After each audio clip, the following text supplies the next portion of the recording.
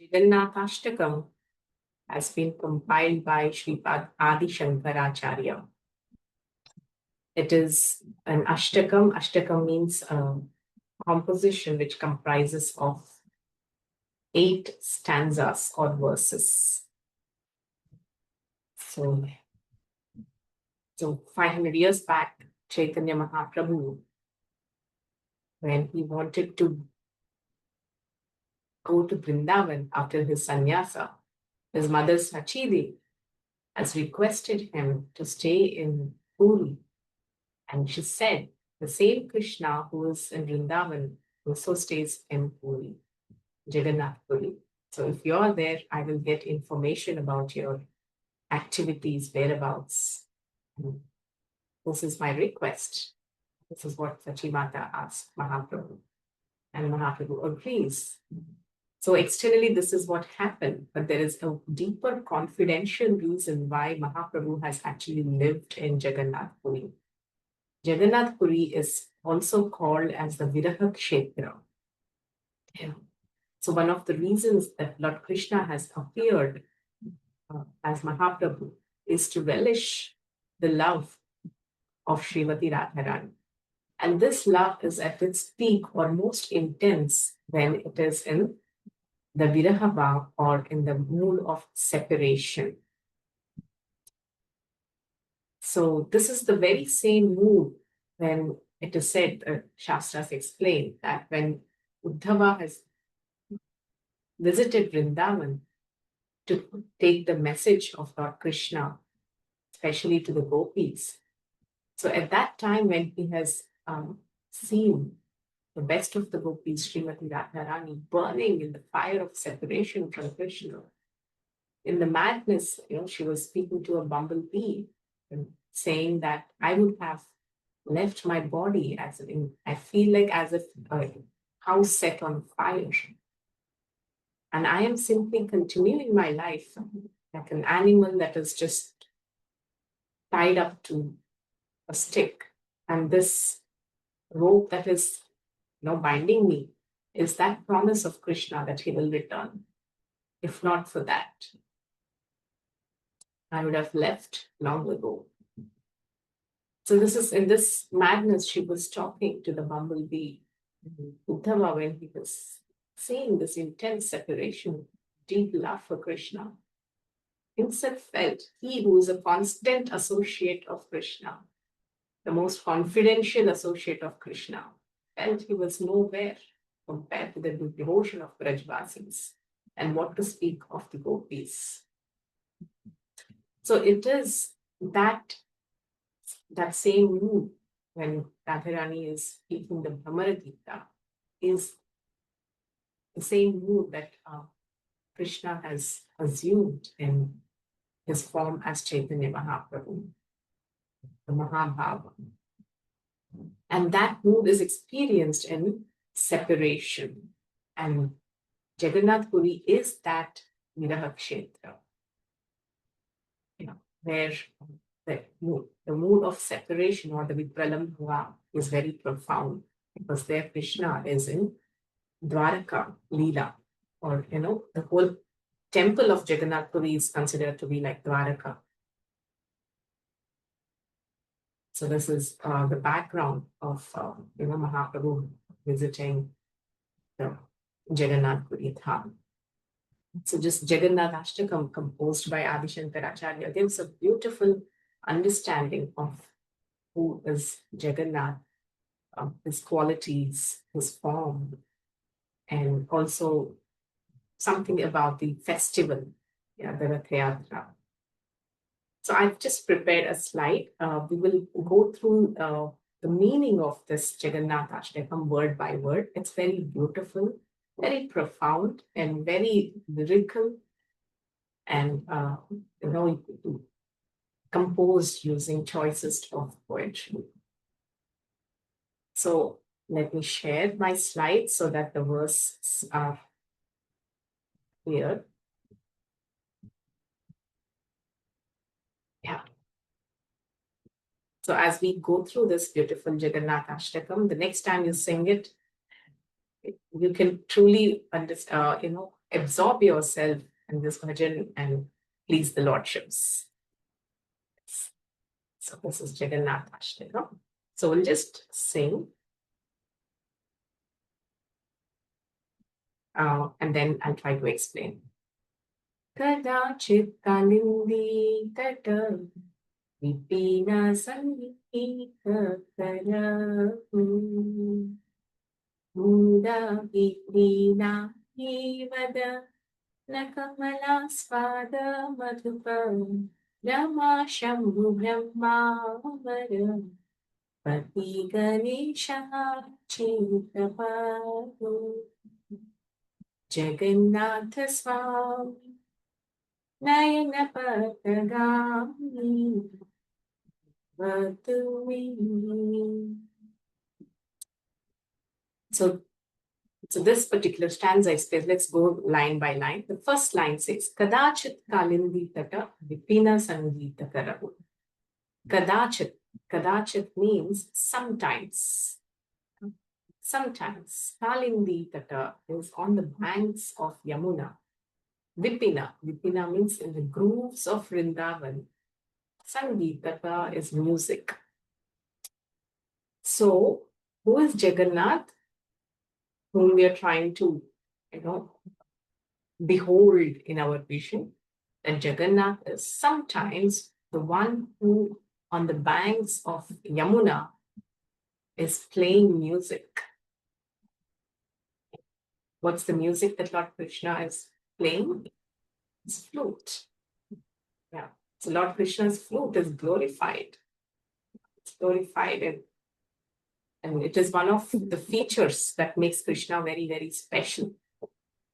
It's different from the different forms of Narayana. Yeah. It is said that Lord Krishna has 64 transcendental qualities, of which 4 qualities are very, very unique to him and are not to be found in the other expansions. Yeah. And what are those 4 qualities?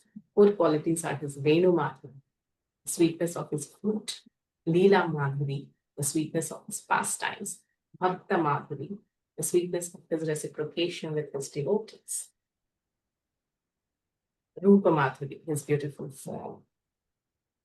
So these 4 sweetnesses of Krishna are something that are very unique to him and not to be found in other expansions. So the Venu, the flute of Lord Krishna, is mentioned to produce such beautiful sounds. Krishna is very expert in playing his flute. Yeah, the 10th canto of Srimad Bhagavatam has a chapter called Venu Gita, which describes about the details of his flute, the sound that is produced. And that flute is said to have produced such melodious rhythms and music that actually the whole place of Vrindavan is very musical. The waterfalls, the bumblebees producing the sounds, then the trees swaying and the birds chirping and cows mooing. There are so many natural sounds that are used in Vrindavan as such. So Krishna expertly plays his flute in a way that the music very much aligns, merges, and produces a symphony with the surrounding natural musics. Very beautiful, right? How many of you want to hear the flute music of Lord Krishna? Yes, of course. So this is Krishna. That's Jagannath. Jagannath is that form of Krishna who is in Brajalila, where he is playing his flute and walking about the beautiful grooves of Vrindavan on the banks of Yamuna. And what else is Mudabhiri Nari Vadana Kamala Svada Madhupa. Madhupa. Madhupa means a bumblebee. Madhu means nectar. Pa means one who is drinking that nectar. Pa means to drink. Who drinks nectar? It's a bumblebee. So what's the difference between a bumblebee and a honeybee? Anybody knows?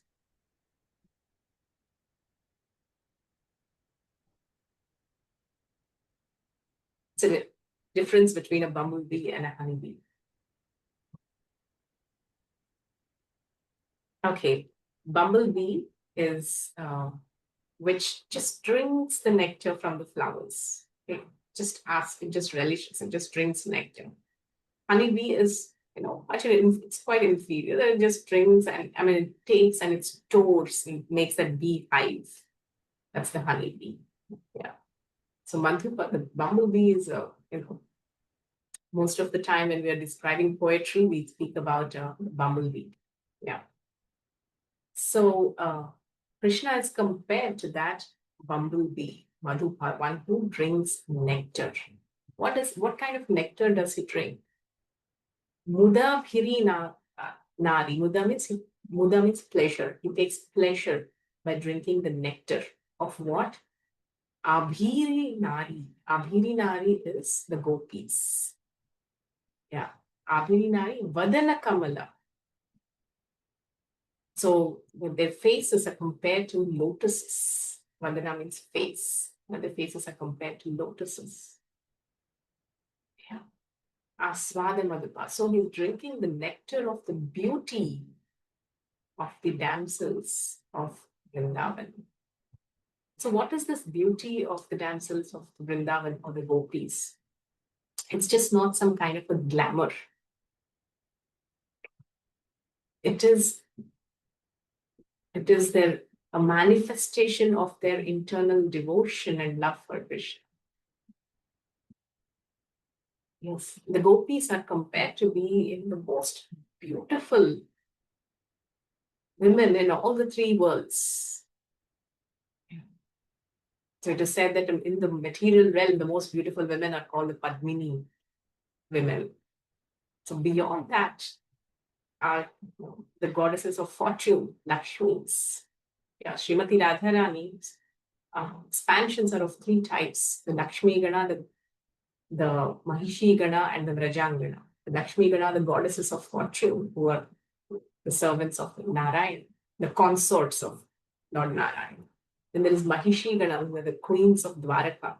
And then Vrajangana are the gopis, who are the Kaya Vyuha, or the bodily expansions of Srimati Radharani herself. They are the topmost in their beauty. And what is the secret of their beauty? It's their personal devotion and love for Krishna. Yeah. And Krishna is Madhupa, one who relishes the nectar. What is he relishing? He's relishing their unconditional love, their unparalleled devotion, unalloyed devotion, that which they personified and manifested in the form of their beauty. This is Madhupa. And Rama Shambhu Brahma Marapati Ganesha Chitapado. And his lotus feet are worshipped by Rama. Rama is Lakshmi. Shambhu is Lord Shiva. Brahma is Brahma. Amarapati. Who is Amarapati? Amarapati is, the chief of the demigods. Who is that? Indra. And Ganesha is Lord Ganesha. So they're all worshipping his lotus feet. He whose lotus feet are worshipped by all these great personalities of the universe. May that Jagannathashtakam. Yeah. Nayana Patadhami. Nayana Patha means the vision of the eyes. Patha means like a path. Pathway. May that Lord Jagannath be manifest in the pathway of my vision. Bhavatame. So this is like anticipating and hankering for the darshan of the Lord. So it's the form of prayer where a devotee is eager and anticipating the mercy of the Lord. This whole Jagannathashtakam is that mood, the mood of anticipation. Yeah. So it is when we cultivate that mood of anticipation, we truly relish the mercy and the vision of the Lord. Yeah. To the degree we cultivate that anticipation, just like Akrura, when he was coming to Vrindavan, on the way, some beautiful verses mentioned in 10th canto of Bhagavatam, where he was worshipping. He was in such anticipation to see and take darshan of Lord Krishna and Balaram for the first time. So the anticipation to see the Lord makes that darshan very, very, very memorable, ecstatic. Yeah, just like sometimes we go and a small example to relate to. So when there is darshanarti at 7:30 a.m., yeah. So if we just go and attend the darshanarti 2 minutes before the curtains open and just wait for the Lord to give darshan, and then the curtains open, then there is, Govinda Madipurusham prayers by Yamuna Mataji, and then you see a beautiful darshan of God. It's ecstatic. As compared to, you come at 7:35 and the darshan is already open. Yes, of course, we do take darshan. We are benefited. But when you're standing there with anticipation and take darshan, it's a different experience altogether. So this beautiful Jagannathashtakam is that cultivation of that anticipation, vision of Lord Jagannath. Yes, let's go to the second one. Bhuje savye venu shiva si shikhi ucham katita Dukulam netrante saha charakataksam vitadhate sada Srimad Vrindavana vasavi lila parichari Jagannath Swami Nayana Pathagami Bhavatu me. So Bhuje Savya Venu. Savya means on the left side. Savya is left side. Bhuje Savya Venu on the left side, who holds a flute. Shirasi Shiki Pucham Katitate. Yeah. So on whose head wears a peacock feather. Yeah. And Katitate, the one who has this, who wears this, the cloth when you're dressing your Gopi Vallabha. Yeah. So when after putting the dhoti, you also put a waist cloth, right? So that's exactly what is that, Kapitate. So these are all the beautiful features of Lord Krishna of Vrindavan. In this relation, I just wanted to share a very nice pastime, a rarely heard pastime about Jagannath. So it was when Krishna was in Dwaraka. At one point of time, he was lost in an intense separation, remembering Srimati Radharani. And it was so intense that he fainted in the garden. So imagine Krishna fainted. And then Narada Muni saw this, that Lord Krishna has fainted. And immediately, to the scene came also Lord Balaram and Uddhava. So when Uddhava came, Narada Muni said that Uddhava, then the only way to bring Krishna back to consciousness is to sing the glories of Braja. So, but then there is one difficulty in this. That is, if I sing the glories of Braj, then Krishna will come back to consciousness. But as soon as he comes back to consciousness, he would want to leave to Vrindavan immediately. So can we arrange a chariot for him so that he leaves to Vrindavan? Then Uddhava said, yes, of course, the chariot can be arranged and Daruka will be there to take him to Vrindavan. But here I see a crisis. The crisis is that if Krishna is taken to Vrindavan right now, all the Brajvasis who are burning in separation are currently in a state of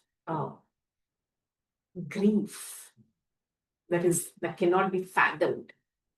Yeah, the entire Vrindavan is drowning in the grief of separation from Krishna. Yashoda Mai, Nanda Baba, constantly in tears. The gopis, the gopas, the cows, the calves, the hills, the trees, everything is in the state of burning in separation from Krishna. And if Krishna now goes to Vrindavan and he sees the state of Brajvasis, he will never return back to Dwarka. So this is a big crisis. Or if we take Krishna to Vrindavan, how do we solve it? Then Balram also came into the picture. We're discussing crisis management. What to do? Then Balram suggests, Uddhava, you do one thing. You please go to Vrindavan and tell the Brajvasis, intimate them that Krishna is coming, so that they welcome Krishna in a mood of festivity. And then Krishna goes there, spends some good time, and then returns to Dwaraka. Then Uddhava says, there's a beautiful idea. But then I'm not the right person to go. Because last time I went to Vrindavan, I promised everybody I'll bring Krishna, and I have not showed up. Now, if I go another time, they won't believe me. And they will call me a cheater. Balramji, it's better you go. And Balram also said the same thing. Yes, even that I went last time, I said, no, Krishna will soon come. As in return, they won't believe me either. So when this discussion was going on, there came Subhadra Maya. She understood the crisis and she came up with a solution. She said, yes, what you're saying is true. They might not believe you, but I will go and personally speak to the Brajvasis. I will wipe their tears. I will connect to each of them and I will assure them and saying that Krishna is coming along with Balaram. And since I'm a woman, they will definitely trust me. And this is what Subhadra said. And said, yes, this is an amazing idea. So, that is when, they brought a chariot for Subhadra Mai. And Balaram actually said that, since he's the brother, said, I will go first and then you come behind me. That is why in the Rath Yatra in Puri too, there are 3 beautiful chariots. And the first one to move is Baladev. Yeah. Then the next chariot to move is that of Subhadra Maya. So now the plan is all set. So everybody was ready. And Subhadra Maya has already started, and even Balramji had started towards Vrindavan to tell the Brajvasis that Krishna is coming. So now Narada Muni went and on his beautiful veena started singing the glories of Vrindavan and the Vraja Leela of Krishna. Just hearing that, Krishna immediately woke up. And as soon as he woke up, he assumed the form of the Tribhanga. Tribhanga is the threefold bending form. And in his hands, he held the flute and he manifested the peacock feather. So these 3 features are never exhibited in Dwaraka. The Tribhanga form, the flute, and the peacock feather. So these are the classical darshans of Vrindavan alone. So when he assumed this form, so that was like indicative that he's deeply absorbed and he's manifesting the mood of Vrindavan. when the chariot was ready. And so Krishna was immediately taken and escorted towards Vrindavan. So as he was traveling, he was in a mood of complete intoxication. His Holiness Lord Govind Swami Maharaj explains, Radha Sudha Madira is intoxicated in the mood of separation from Srimati Radharani. That's why when you go to Puri and see the Rath Yatra, actually when they bring Jagannath out for the first time after the Anavasara period, festival called Pahandi, how he's brought outside from outside the temple and he's put on the chariots. All the pandas, just trying to move him with the ropes. He exactly looks like an intoxicated person, drunken. And being pulled and pushed in all the directions. And then brought and put on the chariot. It's a vision to behold. If you ever go to Puri, this time there's some devotees who came from Richmond, and some of my acquaintances came from North Carolina, came all the way to experience this Jagannath Puri festival. So this is Krishna in that feeling of ecstasy, in a mood of intoxication in separation from Srimati Radharani. And this is exactly the mood of celebration of Rath Yatra. So that you're taking Krishna from Dwaraka back to Vrindavan. All right. So let us continue. What's the time? It's already 5:40. Okay. Yeah. Dukulam netrante sahachara kataksham vidadhate. So netrante. So kataksham is compassion. So this form of Lord Krishna as Jagannath is constantly showering compassion. It is said that in Puri or in Jagannath Rath Yatra, there are 3 forms of mercy which are very potent. 3 forms of mercy that are very potent. Number 1 is the air, that which touches Jagannath. When that touches you, it truly purifies. The second is the glance of Jagannath. You see, the eyes of Jagannath are so big, they're so huge, you can't escape his glance. Yeah, so Jagannath actually comes out to give his glance. The interesting part is, if you see in the temples, any temples of India, there are 2 vigrahas.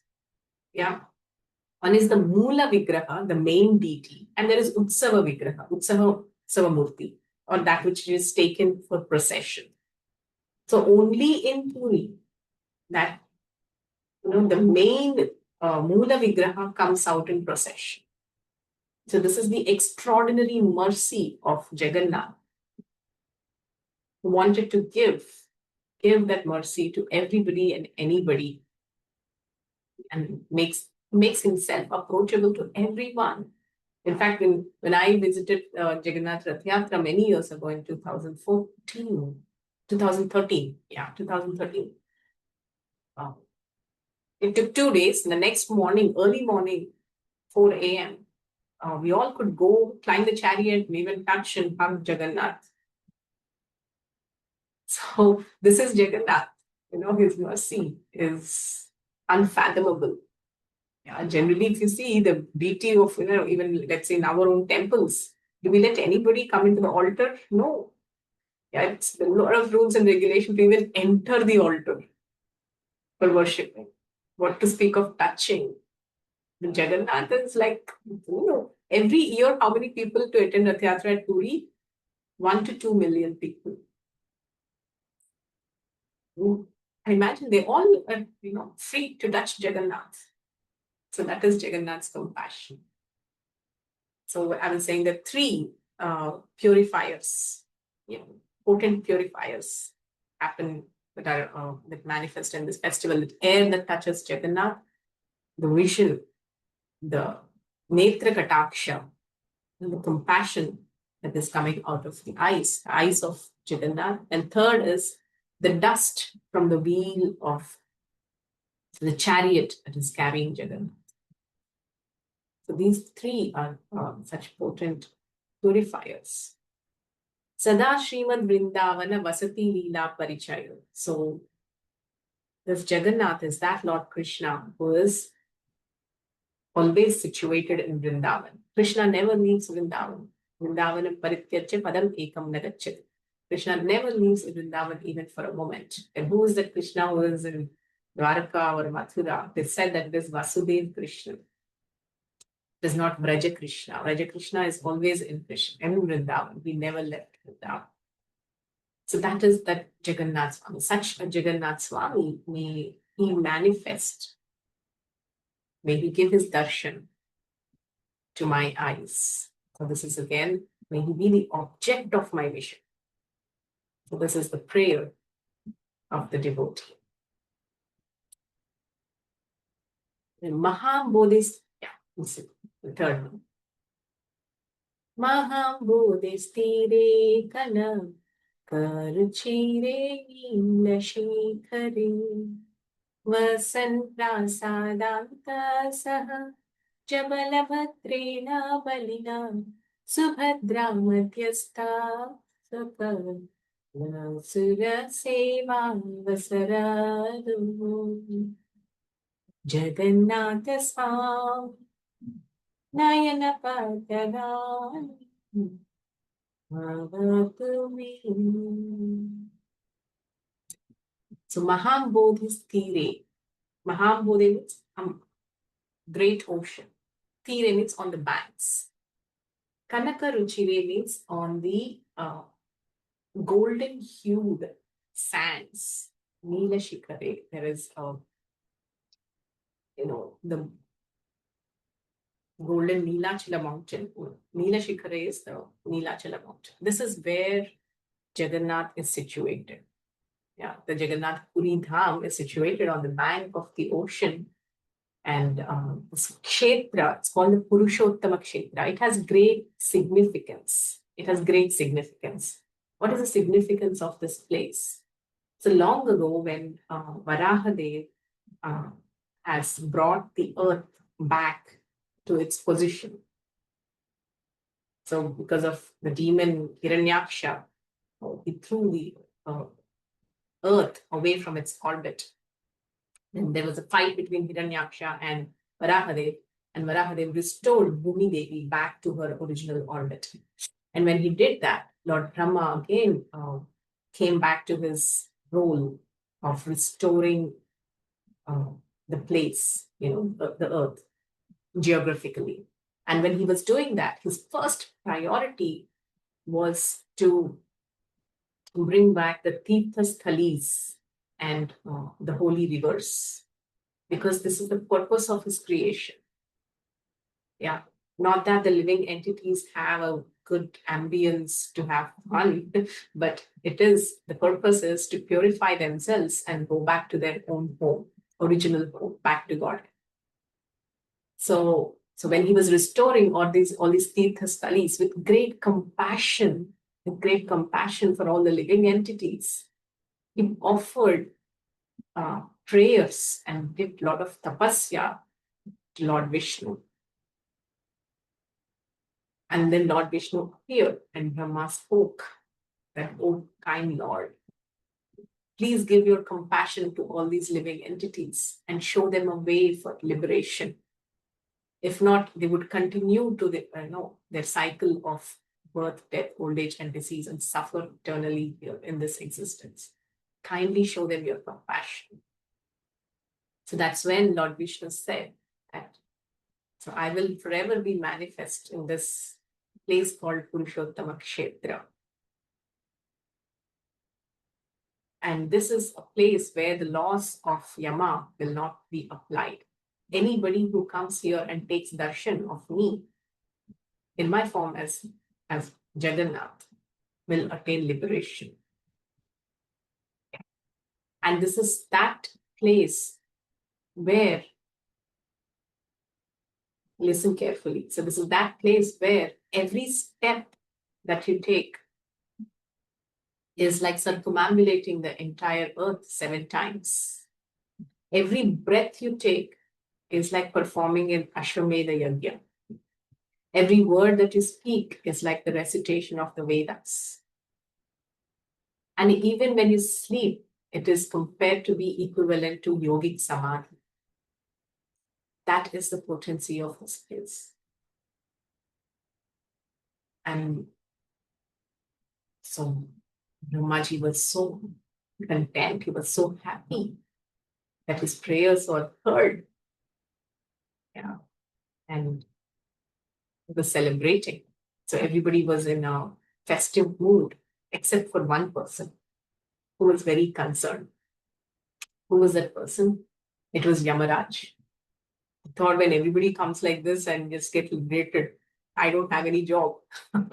What do I do? So he came to this kshetra, Purushottam kshetra, and and actually, in this Neelachula mountain, it is said there is a Vata Vriksha, like a desire tree, and close to that is a Rohini Kunda.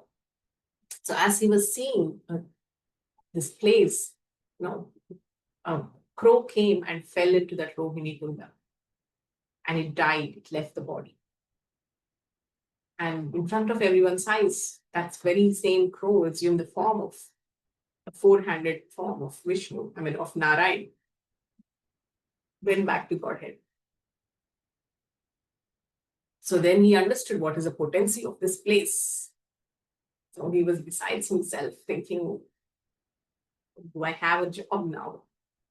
What do I do? So he went and spoke to Lord Vishnu and Mother Lakshmi. It can't be so easy. And I don't have a service at all. Then Goddess Lakshmi said that, oh Yama, you might have your influence at any other place in this world, but not in Purushottam Kshetra. And so be it. No further discussions. So Yamaraj, took leave and he left. So that is the glory and potency of the Purushottam Kshetra. Yeah, the influence of Yama is not present in this particular place. Yeah. So that is where here Lord Jagannath is residing, the Purushottama Kshetra. Mahambodhe sthire kanaka ruchire nilashikare. Then Vasan prasadanta sahaja balabhadrena varina. Yeah, that Vasan means that he's staying. Prasadanta means for a long, long, long time that he's staying there. As I said, it was at the time of restoration of the earth. From then, this kshetra is present. In fact, it is said that the festival of chariots is, or the Rath Yatra is supposed to be one of the most ancient festivals recorded in the history, or as is even mentioned in the different Puranas. And the Skanda Purana mentions about the Rath Yatra. In fact, it glorifies, saying that there is no festival equivalent to the Rath Yatra. So Vasan Prasadanta, for a long, long time, Jagannath is residing here. Sahaja Balabhadrena Balina. Sahaja means Sahaja Atmaja means your child. Yeah. Parasharatmajam Vande Shukatatam Taponidhim. Who is Parasharatmaja? Vyasadev. Yeah. Atmaja means son. Or, one who is born from you. Sahaja means sibling. So Sahaja Balabhadrena Balina. That means he is with his brother Balabhadra, who's Baladev. Balina, so it's very strong. And Subhadra Madhyastha. So in between Jagannath and Baladev is Subhadra. Yeah. Sakala Sura Seva Vasara. And how he is worshipped? By all the Suras, that all demigods are given the opportunity. Avasara means opportunity. Are given the opportunity to be worshipped, to worship Lord Jagannath. Yeah, it is said that in Puri, like generally we all in different temples, Generally, the darshan is open for some time, and after that, the Lord is put to rest, right? That happens even in our temples, like 8:45, darshan closes, and the Lord is put to rest. In the afternoon time, the Lord is put to rest, right? But in Puri, there is no rest for Jagannath. See, Jagannath's eyes, they don't have eyelids. Yes. So the complete day he is giving his darshan, and there is one prahara. One prahara means that prahara is equal to 3 hours. During that time, the doors are closed. And what happens during that time? It is said that that is the time that he gives his darshan to the demigods. The demigods personally come and worship him. And then the Lord gives his association and he converses with them. So in this way, 24 hours, 24/7, Jagannath is awake. He never sleeps. Yes. So Sakala Sura Seva Avasaradu gives the opportunity of service to all the demigods. So may that Jagannath Swami become the object of my vision. So we will quickly proceed to the next verse.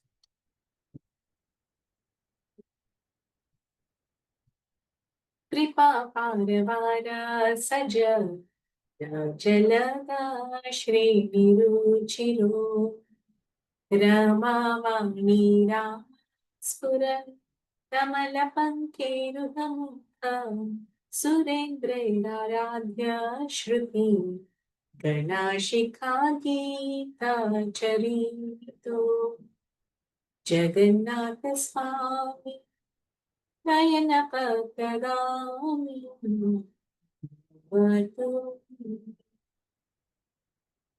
So Kripa Paravara, Kripa Paravara means not Jagannath is an ocean of mercy. Sajala Jalada Shreni Chiro. Jalada means that which gives Jala. What is that which gives Jala? Cloud. Yeah. So is and Shreni means a row of clouds. Yeah. So here the beauty of Lord Jagannath and his Neela Megha Shyama is described. Yeah, he is of the complexion of the bluish black, the fully laden water clouds, and he looks like a Shreni, a row of these bluish black rain clouds. Kripa Paravara. Now, one of the reasons, beautiful transcendental reasons why Lord Krishna has this beautiful complexion of bluish black rain cloud is it is explained that a sadhaka, when he is in the period of his sadhana, bhakti, it's like his tapa, his austerity, his tapasyas are compared to that scorching heat of the sun in a summer.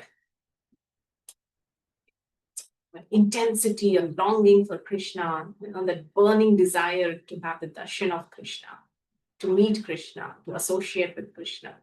It's like tapa. It's burning heat. It's like scorching midsummer. And then, so when you're amidst, I don't know about the summers in Boston, but in India, there's a experience of summers is pretty extreme. Really hot, 50 degrees centigrade in some areas.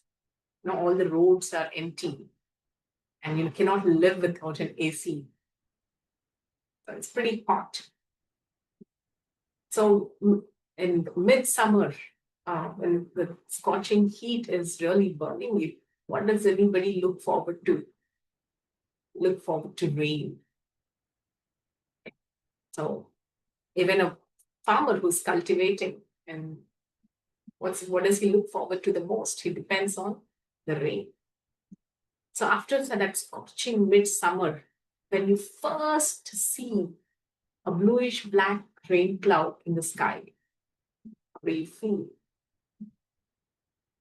So this is exactly the experience of sadhaka who is performing his sadhana intensely, chanting every day, hearing about Krishna, and then developing a longing for the Lord, and ultimately and finally when you meet Krishna, it is like that person who is getting charred in the blazing heat of the sun, and finally has the first vision of the beautiful bluish black rain cloud. How does he feel? The relief. So that's exactly that bluish black rain cloud representing Krishna, who gives his darshan. Oh, really? Oh, it's hot now? Oh, then it's more pertinent to what you're experiencing. Yeah, the bluish black rain cloud. So that's the deeper meaning of the light of Bhagavad. There is a beautiful book by Srila Prabhupada. It explains this particular deeper significance and meaning of Krishna's bluish black complexion. Shyam Sundar. So, yeah, so Jagannath is of that complexion of the bluish black rain cloud. Yeah, Kripa Paravada. Sajana Jalada Shreni Ruchiro. Ruchiro is very beautiful, very, very beautiful. Then Ramavani Rama. Sfuradamala Pankeruha Mukha. So, what is the beauty of his lotus face? Amala Amala means spotless. Pankeruha means lotus. Pankha means mud. That which is born out of mud is a lotus. So Rama Vani is Saraswati. Rama is Lakshmi. Lakshmi and Saraswati, Ramaha. That means they're enjoying the pleasure of witnessing this beautiful lotus face of Lord Jagannath. Yeah. So what is the beauty of Lord Krishna? The first time that the Mathura Vasis had seen Krishna in that battlefield arena of Kamsa. You know, when Krishna came for the first time from Vrindavan to Mathura and he was entering the arena, all these Mathura girls got the first glimpse of Lord Krishna. They only heard about him. It was the first time they saw him. When they first saw him, they were like thrilled to the core. And there's a beautiful verse that is explained in the Bhagavatam. Gopya tapati macharan vadamushya rupam lavanya sarama samudvamananya siddham vrippitivanti anusavana vivam udurapam nikantadhamam yashasakshiyam aishwarasya. They're saying, Gopya tapaki macharan vadamushya. What kind of tapasyas, austerities the gopis have performed, that they get to witness, that they got to witness your beautiful form again and again. Lavanya Sara, which is the essence of all loveliness. Lavanya Sara. Asamodvam, there is nothing equal to it. Ananya Siddham cannot be attained by any other means other than devotion. Yeah. And this nectar is just to be drunk with the eyes. I mean, the gopis were drinking this nectar of their beauty with their eyes. Anusava Abhinavam, that means it is constantly new. Abhinava means new. Anusava Abhinava means it's constantly new. Krishna's beauty is not something that you behold once and you're satiated. No, it's not that way. It's constantly new. That means you're never bored of it. The material beauty is something that you will see for some time and then it's okay to get bored of it. Yeah, so let's say you go to a hill station. First time you go like, wow, this is so beautiful. Second day, okay. Third day, you get used to it. Fourth day is like, yeah, I have enough of it. Yes. The snowfall, especially, snowfall for somebody who's in India is like, oh my God, this is so exciting. But if you're constantly in a place where there is snowfall, you're like, when do we see the sun? Yes, so relative, right? The beauty of this world is. But this is not the beauty of Krishna. Beauty of Krishna is Anusambhabhinavam. Abhinav is constantly new. Every moment it is newer and newer versions of Krishna's beauty. That is why in such thrill and saturation to the heart of the devotee. Yes. So in this way, Rama and Saraswati, Lakshmi and Saraswati are relishing this beautiful lotus face of Lord Jagannath. Then Surendra Aradhya Shruti Gana Shikha Gita Charito. Surendra Aradhya means all the demigods are worshipping, and Shruti Gana, the Vedas, are also glorifying his transcendental character and glories. Yeah. May such Jagannath be the object of my wish, is prayer. So we will go faster now. Oh, it's already long time. We'll just move faster. There are 4 more verses.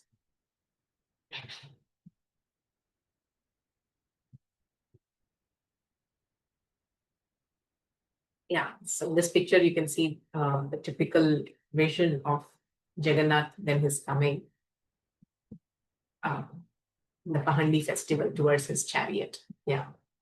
Ratharudho gachan pati milita bhudeva hartanai stuti pradurbhava prati padamupakarnya sadaya daya sindhurbandhu sakal jagatam sindhu sudayam Jagannathashtakam Nayanahataram Arvatumi. So Ratha Arudho Gachan. So this Jagannath, till now we spoke about the beauty of Jagannath, where he's situated, how he looks, how his beauty is worshipped, what he relishes. Yeah, so it's about Jagannath. Now from this, the next 2 verses are speaking something about the Rath Yatra festival. Ratha Arudha, he has come sat on the chariot. Ratha, what is Ratha? Ratha actually means that which carries a person. In Sanskrit, that's the meaning. So the Ratha of Jagannath is not some structure that is simply made of wood and some elements of this world. It's not matter. Because when the Lord has to move, it happens by his own sweet will. Yeah, externally we are all pulling Jagannath and he's sitting on we are making him sit on the chariot. It's like we are doing it. But in reality, that's not what's happening. The Lord, out of his own sweet will, ascends on the Rath and sits there. And by his Sandhini potency, there are 3 potencies of the Lord: Samvit, Sandhini, and Ladini. Samvit is his cognizance potency. Sandhini is his existential potency, and Ladini is his pleasure potency. So this Sandhini Shakti, or his existential potency, is what is the Ratha, that which is carrying him. It is manifest in person as Vasudev, Devaki, and Yashoda. Balaramji actually is in charge of this Sandhini potency or existential potency. So Ratha is not material. That is why when Mahaprabhu has come to Puri and he was pulling the Rath, he touched his head to the Ratha. And so because Ratha is in itself transcendental, it's not matter. So Arudha means having sat on the chariot. Gacha means the Ratha is moving. With whom? Milita Bhudeva Patalai. Who are Bhudevas? Bhudeva means the Brahmanas. So when Jagannath has sat on his chariot and the chariot started moving, the Bhudevas, all the Brahmanas, are singing the glories of Lord Jagannath. And how Stuti Pradurbhavam, with a lot of devotion, they're singing the glories of Jagannath. Bhudeva. Why are the Brahmanas called the Bhudeva? There are Devas, the demigods. Demigods are present in the heavenly realms. The same, and the Brahmanas who are present on the earth are as worshipable as demigods. And that is why they're called Bhudevas. Stuti Pradurbhavam Pratipadam Upakaranya. At every step, they're singing these glories of Lord Jagannath with such deep devotion. And Jagannath is hearing them. Yeah, and they're doing it for the pleasure of Lord Jagannath. Then this Jagannath is Daya Sindhu, is an ocean of compassion. As I said, he's coming out of his temple to give his mercy freely to everybody. To everybody. It is said that, when you're deceased, we go to see a doctor. But when your disease is really bad, doctor himself comes to see us. Right? So the devotees, who are somehow conscious that, I want to be liberated or I want to meet the Lord, they go to temples. But there are a lot of group of people who are not bothered. Yeah, so the Lord himself comes for them. It is an extreme exhibition of compassion. Daya Sindhu is an ocean of compassion. And Bandhu Sakala Jagatam, he is a friend of all the entire universe. That is why it's called Jagannath. The friend, Bandhu, dear friend, the best friend of every living entity. Sindhu Sutaya means along with goddess Lakshmi. He is coming to give his darshan. May that Jagannatha, Lord Jagannath, be the object of my vision. So this is a prayer. Yeah. Parabrahma Pida Tuva Yayadalo Nayano Nivasi Nilatrao Nihita Charano Nanta Shirasi Rasananduradha Saram Savapura Lingalasu Jagannath Swami Nayana Patarani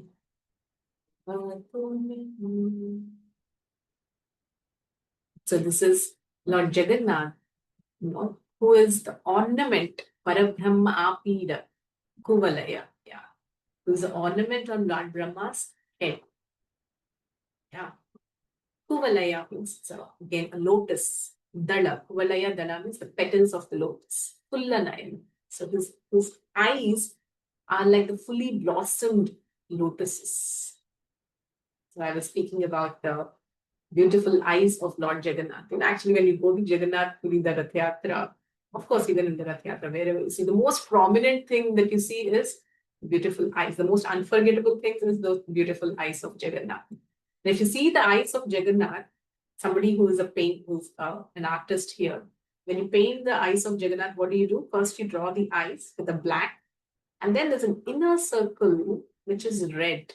If you see carefully the eyes of Lord Jagannath. Yeah, after drawing the eyes, there's the inner circle which is reddish in color. So what is this reddish color of the lotus eyes of Jagannath? So when there is compassion, sometimes the eyes become reddish. So Jagannath's compassion is so extreme and intense that his entire eyes, there is always this lalima, they say in Hindi. There's this reddishness around his eyes, which signifies compassion towards all the living entities. And these eyes look like fully blossomed lotuses. So beautiful. So Krishna is also called Pundarikaksha, one with lotus eyes, Aravindaksha. So Nivasi Niladro Nihita Charano Nanta Shirasi. So who is staying the Nilachala hill, Charana, with his lotus feet that are kept always on the head of Ananta Sesha. And Rasanandi Radha Sarasa Bapura Alindina. So Rasanandi, Krishna is Rasanandi. Anandi means one who takes pleasure in the rasa. So the nectar of devotion explains that Lord Krishna is also called the Akhila Rasamrita Murti, embodiment of all the rasas. He takes pleasure in exchange of that loving mellow with his devotees, especially his topmost devotee, Srimati Radharani, who is his pleasure potency. So, and Sarasabam. So Vapuralingan is to embrace, in the embrace of Srimati Radhe. So these are not to be confused to the mundane love, which is born out of three modes.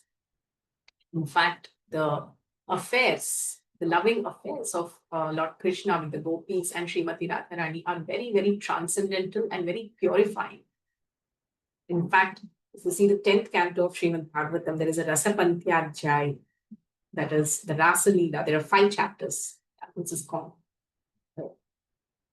about the pastimes of Lord Krishna with the gopis in the deep dark jungle and the Charak Purnima night. They're supposed to be very esoteric, very elevated topics. In fact, it's the loving exchanges between lovers. Yeah, the topic of these 5 chapters. But interestingly, the Falastuti, at the end of this chapter, of these 5 chapters, the Falastuti, that means the fruit of hearing these 5 chapters is written that one who hears this is freed from the material lust. So can you imagine? So you can no way compare activities of Lord Krishna with the gopis to anything mundane or anything close to lust. Because just reading them, one is cured of lust. So that is the transcendental position of Lord Krishna's pastimes of love. Yeah. So Rasanandi Radha Sarasa Vapuralingas. May that glorious Jagannathaswami, may the Jagannathaswami be the object of my mission. So we'll go to the next. Now comes the devotees. What's in it for me? Yes, there's a beautiful book. Last time I was telling about one. Then I was discussing with somebody, right? Prayers. Yeah, the prayer has a particular, sequence. When you're offering prayers to the Lord, first one glorifies the Lord, no matter in which position you're in, which consciousness you're in, even if you're feeling pain, bad, or even broken. When you approach the Lord, you approach in the mood of glorifying the Lord, glorifying the position of the Lord. I gave the example of Draupadi. Yeah, when Draupadi was in Kamyavan, just immediately after this, what happened at the Asat Sabha, and Krishna comes along with the other Vrishnis to visit the Pandavas and Draupadi at the Kamyavan. So Draupadi approaches Lord Krishna in that deepest pain of humiliation and it's unimaginable trauma that she's been through. And it was unexpressed, it was all pent up, such intense emotions. But when she saw Lord Krishna, first she offered suitable glorification to the Lord. Oh Lord, you are all cognizant. You are beyond reproach. You are beyond the 3 modes. You are faultless. She offered suitable glorification, glorifying the position of Lord Krishna. And then later on, she expresses her pain. This is the mood of and method of approaching the Lord, exemplified by Draupadi. Very difficult, because when we are in pain, the moment we see Krishna, the first thing is, where were you when I was going through this? Natural reaction. Yeah. But it takes a devotee, a Mahabhagavat devotee, to actually glorify the Lord even while going through pain and trauma.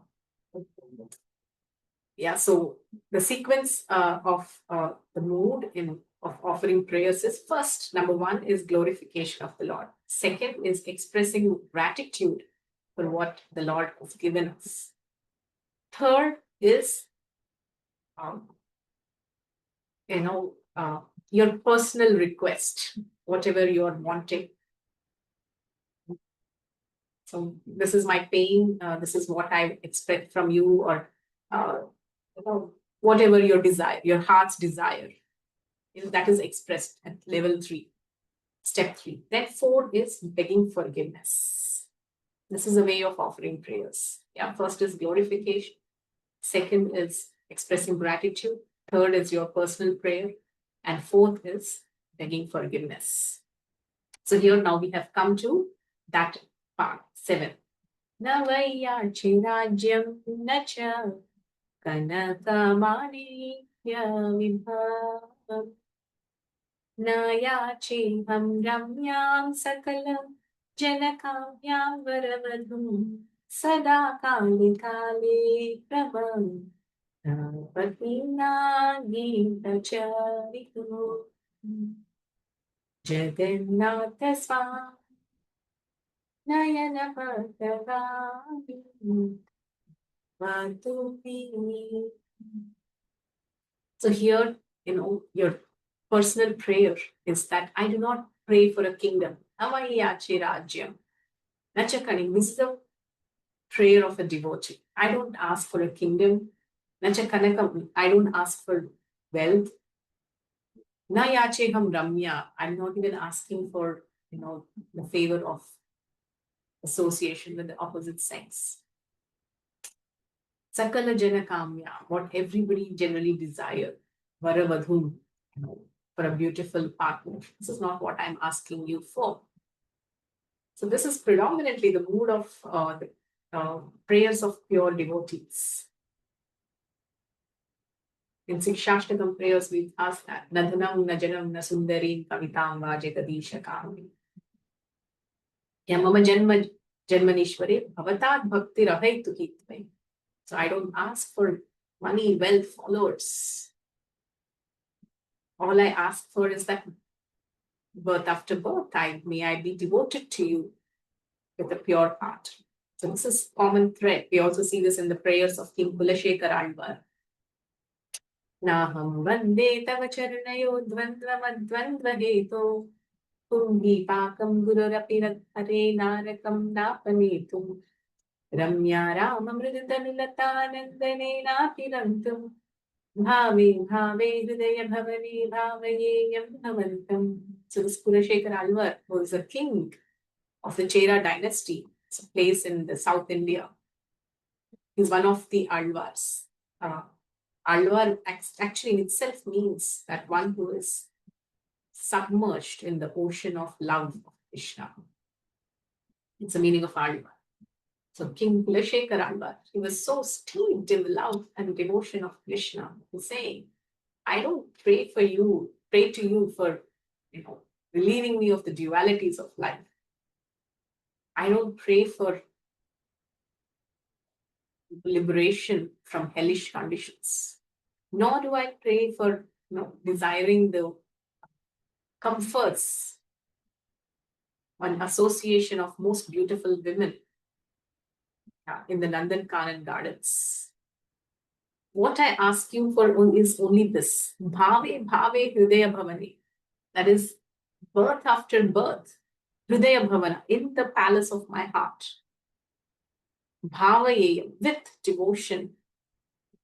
Bhavantam. That means birth after birth in the palace of my heart. May I be devoted to you with deep emotion and devotion. This is all I pray for. And I want nothing else. So this is the mood and prayers of devotees. So it's very important that we appreciate the prayers of great devotees, because this is the way of the Mahajano Yena Tatastu Pantas. We can travel on the path of bhakti in a much faster way, to great speed, when we traverse the path that has been set by Mahajanas, great souls. Prayers are those, like they're windows into the heart of the pure devotees. What their sentiments are, that which has attracted the mercy of the Lord. What are prayers? Prayers are outpourings of the devotion of the devotees. We would have never been able to access the emotion of the devotee if not for these prayers. When we appreciate these prayers, we understand, this is what has pleased the Lord. And when we try to repeat these prayers, even though we are not at that level, we can be sure that we are heard, because these are already standardized. The fact that they're in the books, in the literature, in the Vedas, is that they have made it to the heart of the Lord successfully. And when we repeat them, plus with devotion, we can be very much assured that we are heard. So that is the importance of appreciating prayers of great devotees. Yes.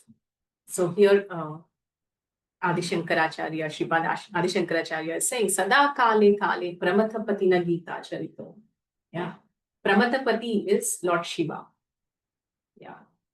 So Sada kale kale means every time, time and again. Yeah. That is constantly. May the glories of Lord Jagannath be sung. Yeah. So may such Jagannath be the object of my vision. Yeah. So here Lord Adi Shankaracharya is saying that I'm not praying for. I've glorified Lord Jagannath so much, his beauty, his transcendental position, his glories. I've sung so many glories. What is my intent? My intent is not that I am asking for some material benefit. Yeah. It is, although it is said that, when Jagannath is on his ratha and he's passing by, and sometimes the ratha stops and you get to touch Jagannath or even go close to him. It is said that when Jagannath stops and you go and tell something in his ears, whatever is your desire, it gets fulfilled. So that is definitely, that is generally the potency of a dham. It's like a very wish-fulfilling place. Whatever are your desires are very much fulfilled. So here, Adi Shankaracharya is saying that I am glorified, offer these glories. And what is my desire? You might think, what is my desire? My desire is that I constantly glorify you. I'm not asking for any of these material benefits in exchange. My desire is that I continue to sing your glories. So this is the heart of a devotee. This is the final stanza. Haratvam samsaram druta haram asaram surapati haratvam papanam pitati aparam yadavapati aho vimirate vihi charano nishchitaneedam Jagannath Swami Nayana Patagami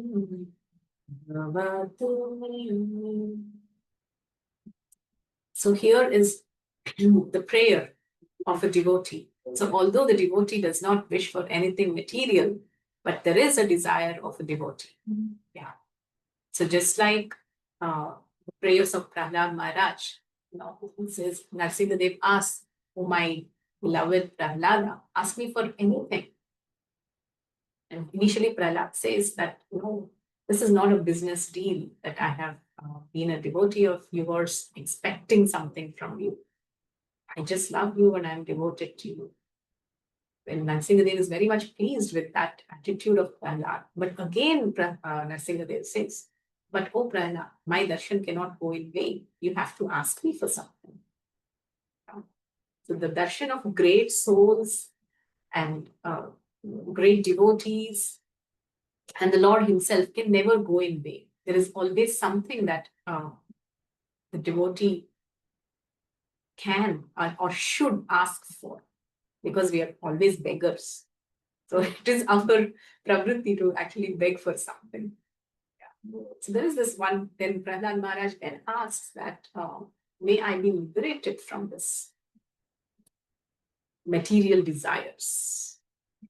So this is the constant desire of a devotee, that may he not become entangled in this mire of material existence. And that's a valid desire, and it is something to pray for. Even Srila Prabhupada, once when his disciples asked Prabhupada, what do you always pray to Lord Krishna? Prabhupada said that I pray to Krishna to protect me from Maya. So you're always untouched by Maya. Yes, that is because I'm praying. Yes, so this is the mood of a devotee. A devotee should always desire and pray for protection from being entangled in material existence. So that is what aratvam samsaram. Drutataram. Drutataram means very fast, quickly. Oh my God, quickly. Destroy this material existence of my samsara. Asaram. Asaram means this material existence is without any sara. There is no juice in this material existence. Again, in the prayers of Prahlad Maharaj, this material existence is compared to something called chewing the chew. Chewing the chew. Punah punah charvita charana. Asaram. It's tasteless. It has no juice in it. Surapate, oh, Lord of demigods, please destroy this material existence quickly. And haratvam papanam, that means also please destroy my sins and all the sinful reactions. With the theme which I have accumulated, aparam, I've accumulated in huge quantities.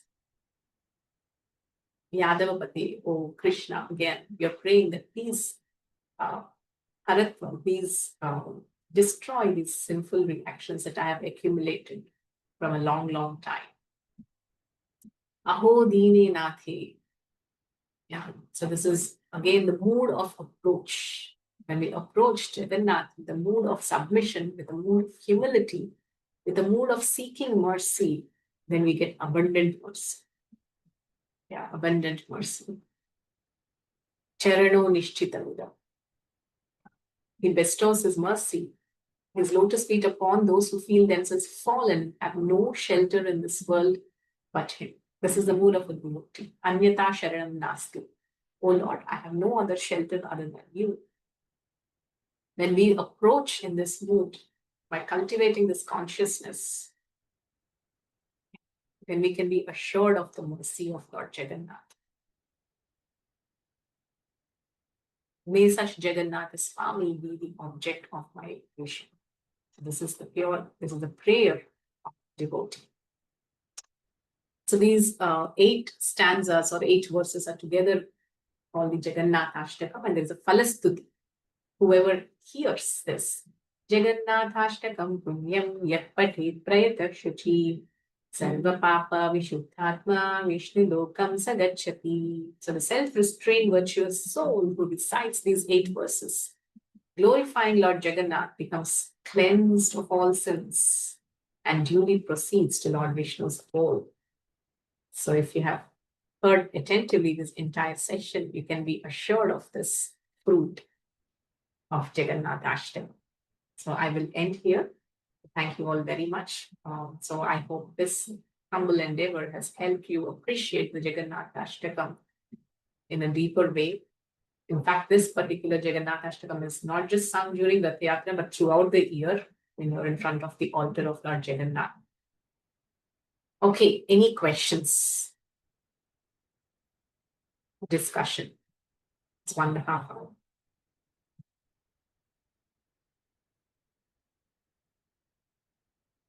Or anybody wants to share something?